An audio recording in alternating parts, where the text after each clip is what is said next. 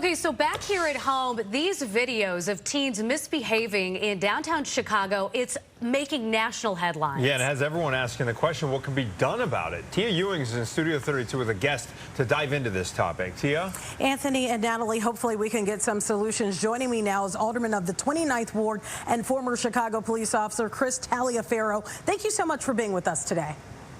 Thank you, Ms. Ewing. I appreciate it. Now, we know that you are on the Public Safety Committee. What is the first thing you're going to do in terms of addressing that video that we just saw?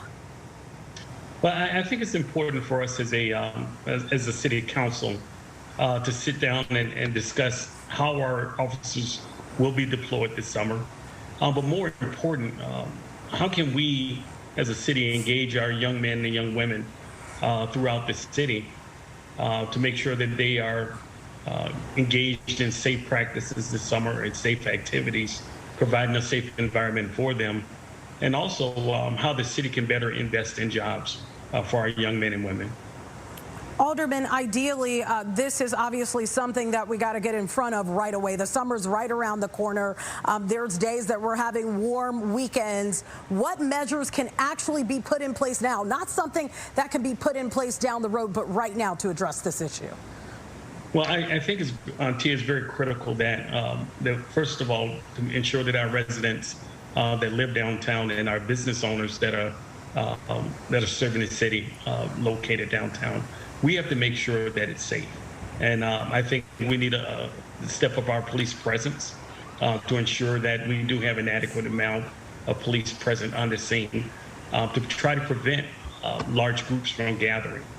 And but I can't stress enough the importance of providing opportunities for our young adults so they don't have to go downtown in mass groups and create the violence that they did over this past weekend. Now, before you were on the city council, you were a police sergeant. What resources does actually the Chicago Police Department offer in terms of helping our youth in the city of Chicago? Well, I think it's more so not with the Chicago Police Department, whose sole practice is for law enforcement, but the city. We have already started our application process for One Summer Chicago, whereby the city will be hiring over 20,000, almost 21,000 youth over the summer. We have several activities that are where our youth can currently engage in at youth centers throughout the city as well. So it's going to be very important to get those young men and women engaged in activities that are safe. I've had an opportunity to speak with Mayor-elect Johnson's team, and they're very much committed to ensure that our young adults have a safe place where they can actually gather in the summer and providing jobs, investing in jobs for our young men and women as well. You mentioned Mayor-elect Brandon Johnson, so let's stay right there. He actually said in response to all of this, it is not constructive to demonize youth who have otherwise been starved of opportunities. Do you agree with that statement? I agree with Mayor Johnson, Mayor-elect Johnson. I don't want our young men and women to be demonized because of this past week's activity.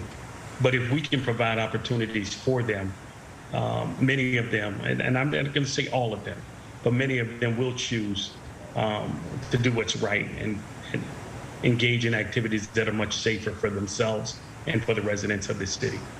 We sure hope that is the case. Alderman Taliaferro, thank you so much for joining us today on First at 4. Thank you, Ms. Ewing. I appreciate you guys having me again. It was great to have you here. Anthony and Natalie, I'll send it back to you. Okay.